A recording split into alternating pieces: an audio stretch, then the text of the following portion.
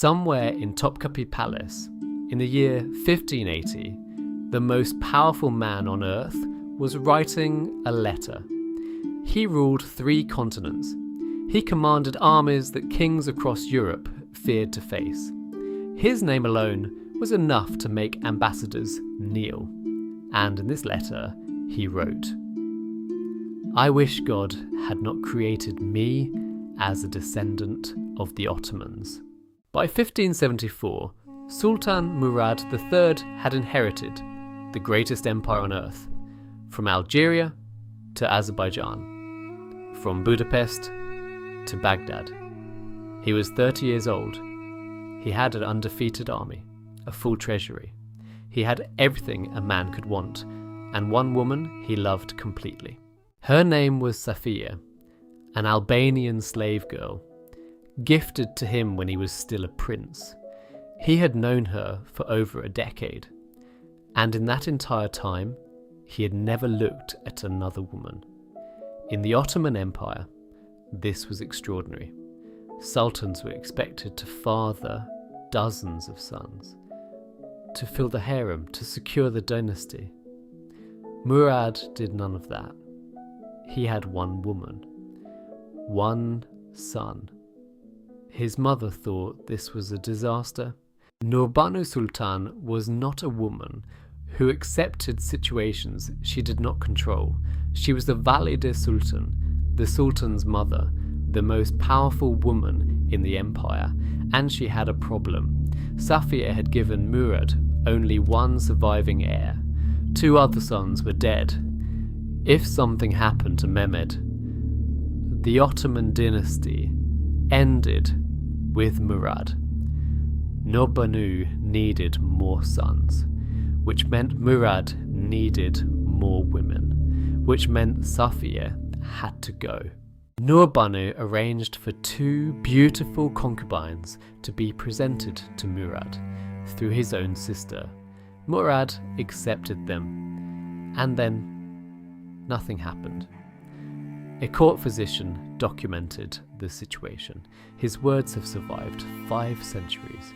The arrow of Murad has been unable to reach its target of union and pleasure.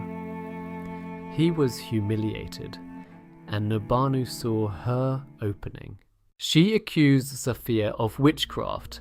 The claim: Safi had paid sorcerers with palace gold to render the Sultan impotent, to keep him loyal to her alone, to prevent the dynasty from having more heirs. In 1580, Murad believed her. Safiya's servants were arrested, interrogated, tortured. Several were executed. Safi herself was exiled to the old palace. The most powerful empire in the world had just decided its entire future based on whether one woman cast a spell. The royal physicians had a problem to solve.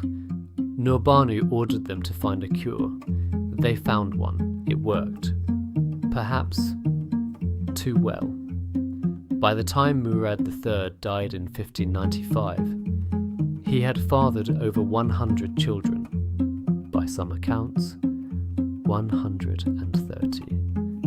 7 concubines were pregnant at the moment of his death. That is not a triumph.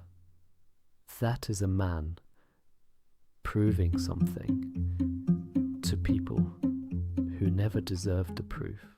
While all of this was happening, Murad was writing, not decrees, not battle orders, letters, thousands of them, addressed to his Sufi spiritual advisor, a man named Suka Dede. Each letter described a dream. Historians call this the Kitab al-Manam, the Book of Dreams. It is one of the most intimate documents any Ottoman Sultan ever produced. Almost nobody in the Western world has heard of it. In these dreams, Murad flew. He walked on water. He killed 12,000 enemies with his bare hands. He met the Prophet Muhammad, and in one dream, sat in the Prophet's lap and kissed his mouth.